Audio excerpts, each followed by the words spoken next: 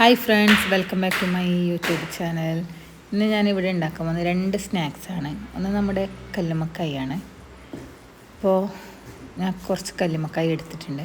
ഇതൊന്ന് നമുക്കിങ്ങനെ ഇതിൻ്റെ പുറന്തോട് ഇങ്ങനെ ക്ലീൻ ആക്കി കൊടുക്കുക. ഇതിൻ്റെ ഉള്ളിലൊരു നൂല് പോലത്തെ സാധനമുണ്ട്, കണ്ടില്ലേ? അത് നമുക്ക് വലിച്ചെടുക്കണം. പിന്നെ അതും കൂടി ക്ലീൻ ആക്കിയില്ലെങ്കിൽ നമുക്കത് കഴിക്കുന്ന സമയത്ത് വയറുവേദന ഉണ്ടാവാൻ ചാൻസ് ഉണ്ട്. അപ്പോൾ ഇതുപോലെ ക്ലീൻ ആക്കിയിട്ട് നമ്മുടെ ഒരു കത്തി വെച്ചിട്ട് ഇതിങ്ങനെ ഓപ്പൺ ആക്കി കൊടുക്കാം. അപ്പോൾ അതിൻ്റെ ഉള്ളിലും കച്ചറ ഉണ്ടാവും.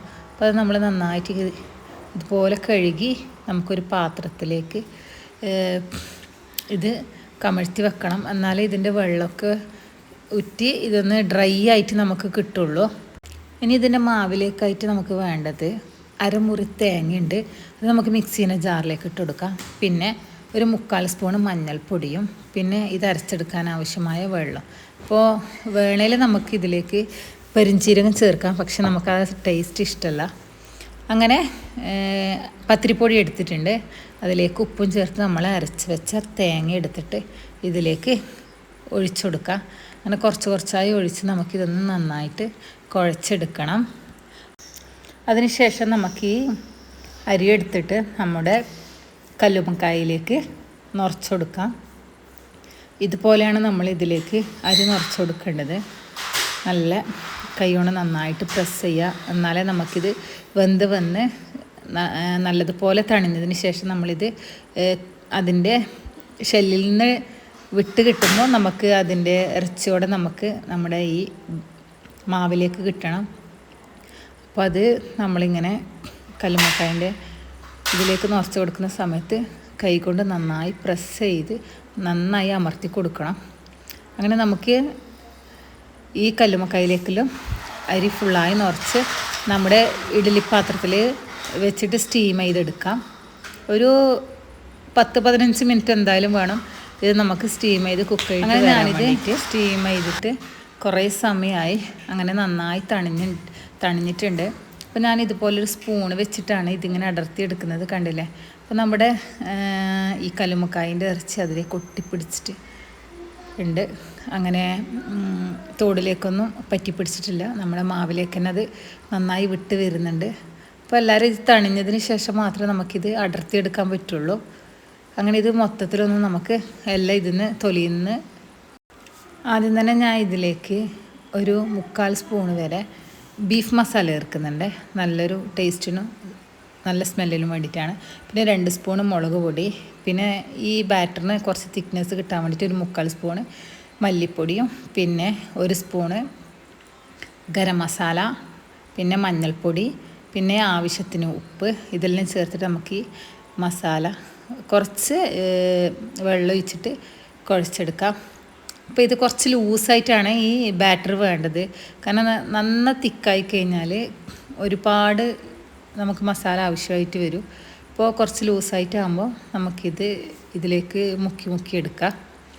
അപ്പോൾ നന്നായി മസാല പിടിക്കുകയും ചെയ്യും. ഈ ഒരു കൺസിസ്റ്റൻസി മതി. അപ്പോൾ ഇതിൽ നമുക്ക് ആ കല്ലുമ്മക്കായ ഇട്ട് നന്നായി മുക്കിയെടുക്കാം. എന്നിട്ട് നമുക്ക് ഒരു പാൻ വെച്ച് ആ പാനിലേക്ക് നമുക്കിത് പൊരിച്ചെടുക്കാൻ ആവശ്യമുള്ള വെളിച്ചെണ്ണ ഒഴിച്ച് ഓരോന്നായിട്ട് നമുക്കിതുപോലെ ഇട്ട് കൊടുക്കാം. അങ്ങനെ കുറച്ച് സമയം ഇത് തീ കൂട്ടി വെച്ച് തന്നെ നമുക്ക് ഫ്രൈ ചെയ്യാം. അതിന് ശേഷം നമുക്കൊന്ന് ഇത് തിരിച്ചിട്ട് കൊടുക്കാം. കണ്ടില്ലേ? ഞാനിത് എണ്ണയിലേക്ക് ഇട്ട് കൊടുത്ത് ഒരു വശമായതിന് ശേഷം നമുക്കിത് തിരിച്ചിട്ട് കൊടുക്കാം. കാസറോളിലേക്ക് മാറ്റാം.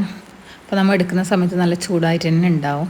അങ്ങനെ നമുക്ക് ബാക്കിയും കൂടിയും ഇതിലേക്ക് ഫ്രൈ ചെയ്തെടുക്കണം.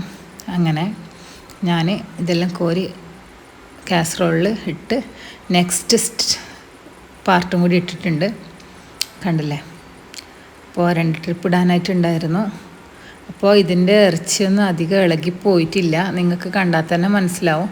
മൊത്തം നമുക്ക് ആ മാവിലേക്ക് തന്നെ പറ്റിപ്പിടിച്ച രീതിയിൽ നല്ല അടിപൊളി ടേസ്റ്റാണ്. ഒന്നാമത് നമ്മളെ കല്ലുമ്മക്കായ എന്ന് പറയുന്നത് നല്ല ടേസ്റ്റുള്ളൊരു ഡിഷാണ്. പിന്നെ അതുമാത്രമല്ല ഈ നോമ്പിൻ്റെ സീസണിലാണ് നമുക്ക് കൂടുതലായിട്ട് ഈ കല്ലുമ്മക്കായ നമുക്ക് ഷോപ്പുകളിലെല്ലാം കാണാൻ കഴിയുന്നത്.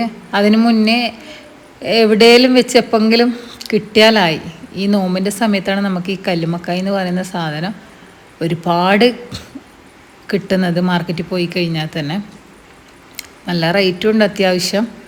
അപ്പോൾ നമുക്ക് ഈ രണ്ടാമത്തെ ട്രിപ്പും കൂടി ഇട്ടത് തിരിച്ചിട്ടെടുക്കുക. ഒരു സൈഡ് ആയിട്ടുണ്ട്. അങ്ങനെ ഞാൻ ഇതെല്ലാം തിരിച്ച് മറിച്ചിട്ട് നല്ല മൊരിച്ചെടുത്തിട്ടുണ്ട്. അപ്പോൾ ഞാൻ രണ്ടാമത് ഉണ്ടാക്കുന്നത് നമ്മളെ സ്റ്റീം ചെയ്തിട്ടുള്ളൊരു ഐറ്റംസാണ്, നമ്മുടെ ഇഡലി പാത്രത്തിൽ വെച്ചിട്ടുണ്ടാക്കുന്ന. അപ്പോൾ അതിലേക്ക് അരമുറി തേങ്ങ ഇട്ടിട്ടുണ്ട് മിക്സിയിലേക്ക്. പിന്നെ ഞാൻ ഒരു 2-3 മണിക്കൂർ സോക്ക് ചെയ്ത് വെച്ച നേരിയ അരി, നമ്മുടെ ബിരിയാണി റൈസാണ്. അപ്പോൾ അത് ഞാൻ കഴുകി വൃത്തിയാക്കിയിട്ട് ഇതിലേക്ക് ഇട്ടിട്ടുണ്ട്. അതിന് ശേഷം ഒരു മുട്ട അതും കൂടി പൊട്ടിച്ചൊഴിച്ച് കൊടുക്കുക.